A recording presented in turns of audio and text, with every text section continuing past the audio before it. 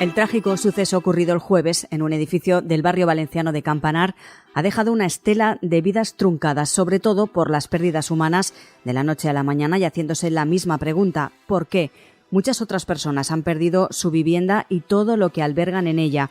Han visto arder parte de su identidad, se han quedado sin su documentación, sin sus papeles, sin muchos de sus recuerdos y sus enseres personales, fotografías, objetos con un significado especial.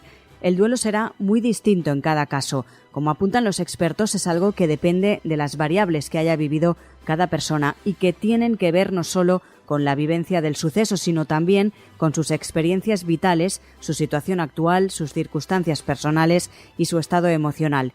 El apoyo psicológico ha sido y va a ser fundamental, no solo en los primeros momentos, sino también en los días e incluso meses posteriores. Hoy en Plaza al Día, la importancia de la atención psicológica a los afectados por el incendio. Saludamos a Javier Gandía Francés, es el director de emergencias de Cruz Roja en la Comunitat Valenciana. Señor Gandía, muy buenas. Buenas. ¿Cuál es el trabajo en los días posteriores a un suceso de estas características? Han pasado ya 4 días. ¿Dónde se centran ahora las labores de los psicólogos? Pues sobre todo en el trabajo con las personas afectadas en su vuelta a la normalidad. Que cada persona ante una situación así va a desarrollar un duelo independientemente de la pérdida que haya tenido, tanto material como humana, ¿no?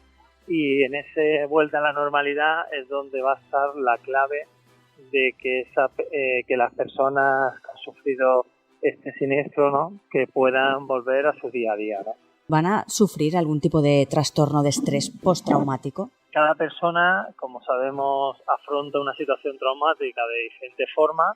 Hay una posibilidad de que un porcentaje de la población sufra este síndrome, pero no tiene por qué que toda persona que se haya enfrentado a esa situación sufra ese estrés postraumático. Lo que va a depender de los antecedentes, de la situación de la persona, de las redes sociales que también tenga. Va a depender de muchos factores que al final van a hacer que esa persona pueda hacer un frente o desarrollar ese duelo que va a vivir por el sentimiento de pérdida que ha tenido de una forma u otra. Sí, en el caso, ¿no?, de que alguno de estos afectados sufra ese síndrome, ese trastorno, ¿en qué se tiene que fijar? ¿Cuáles serían los primeros síntomas que pueden dar pie a pensar que está sufriéndolo?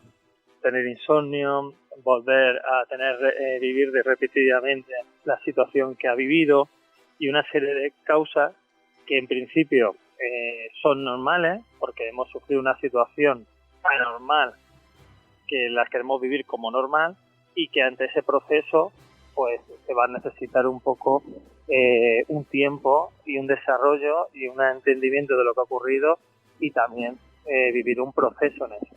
En el caso de que ese proceso no se afronte de una forma correcta o que se alargue más en el tiempo, pues lógicamente pues ahí habría que ir a acudir a un especialista para intentar trabajar todo eso.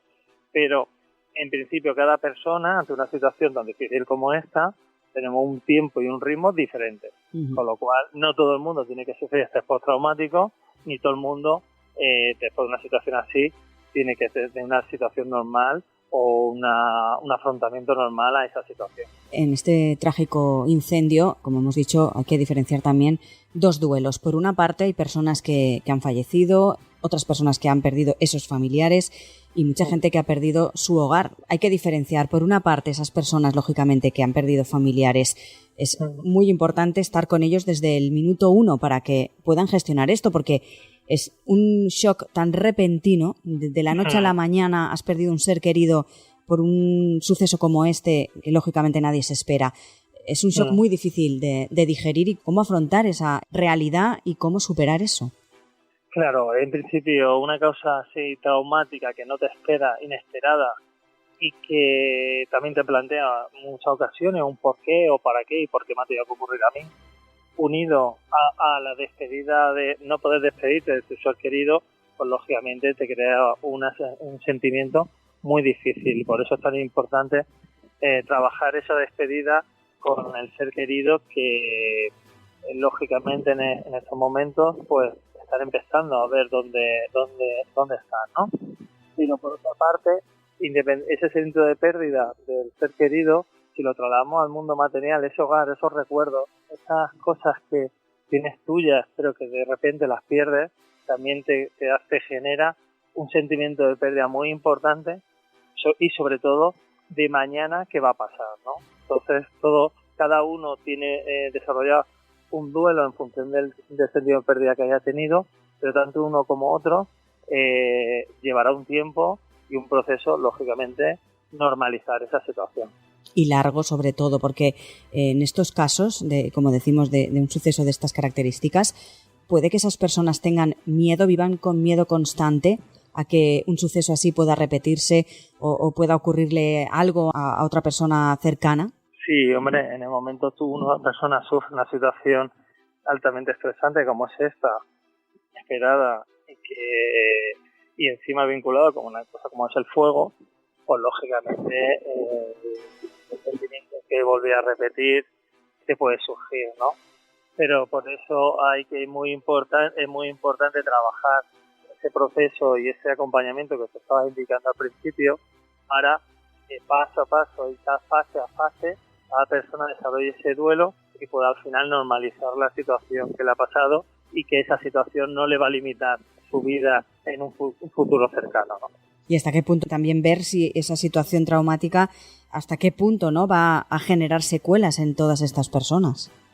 Claro, cada persona, como he dicho antes, es diferente y lo importante es que cada persona quiera que este acto no le controle o le vaya a marcar su vida, sino será parte de su vida, lógicamente, pero la finalidad es que la persona quiera volver a su situación anterior, poder seguir su vida día a día y llevar una vida con normalidad, ¿no? Y sobre todo porque hay muchas preguntas en el aire y esa incertidumbre, esas dudas, esos interrogantes generan mucha ansiedad y que esas personas no entiendan nada y se bloqueen, ¿no? Sí, en esa fase del duelo, de que pasamos de primero una negación, a una ira, a empezar a comprenderlo y luego ya la aceptación, pues lógicamente en todo ese proceso irán pasando los días, las semanas y los meses y poco a poco se irá viendo de una forma o de otra, ¿no?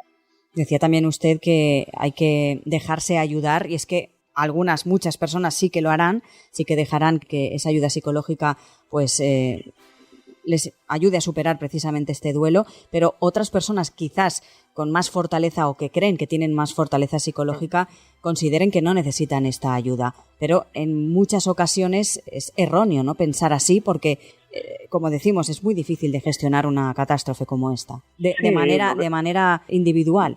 Claro, para eso tenemos la familia, tenemos los amigos, no tiene por qué afrontar todo esto trabajándolo con la familia y amigos, te permite tener esa ventilación y mostrar cómo te sientes y te ayuda a seguir avanzando y aceptando todo esto.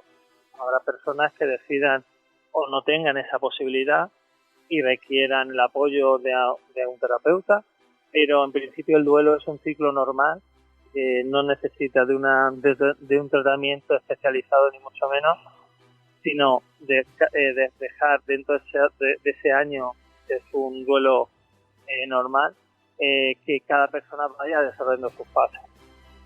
Pues como decimos, es un shock para todas estas personas que vivían en este edificio. De la noche a la mañana se han quedado sin nada, muchas también han perdido la vida, por lo tanto es, como decimos, muy importante esa asistencia psicológica que ya hubo en ese primer momento, en esas primeras horas, desde el Colegio de Psicólogos de la Comunidad Valenciana, también desde Cruz Roja se han volcado lógicamente en estas personas, en ayudarles, como decimos, en ese primer momento, en esas primeras horas, pero lo importante también es hacer ese seguimiento, continuar los días posteriores. Sí, sobre todo apoyarse en los seres queridos y amistades cercanas, que siempre van a ser aquellos que vamos a tener ese espacio emocional, ¿no?, y de confianza que nos va a permitir afrontar todo esto y salir adelante. Además, un suceso como este que, bueno, es sin precedentes en la ciudad de Valencia, casi en el resto de España. Tenemos en Londres el más reciente también de estas características. Los profesionales en este caso también tienen que estar muy preparados para poder ayudar a estas personas. Sí, porque el escenario habitual de trabajo o la situación habitual dista mucho de una situación de emergencia, ¿no? Desde el espacio donde tienes que desarrollar o atender o la continuidad y horario y horas donde se realiza la atención, ¿no? Entonces es muy importante tanto de cuidar a los que atiendes, también cuidar a los que cuidas, ¿no?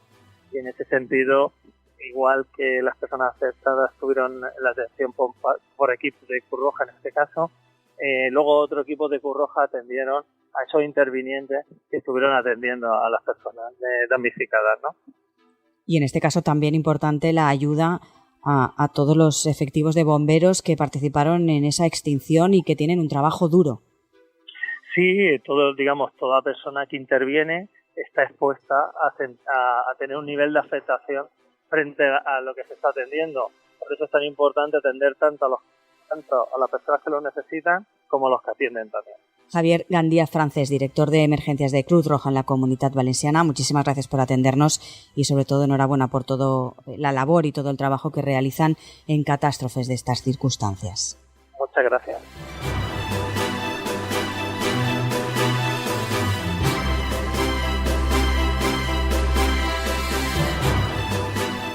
Ya saben que pueden escuchar Plaza al Día en plazapodcast.es y en sus redes sociales, en Instagram, en X, en Facebook, en TikTok y en LinkedIn. También lo pueden hacer en todas las cabeceras de Ediciones Plaza y en las principales plataformas de podcast a las que pueden suscribirse y enviarnos sus comentarios.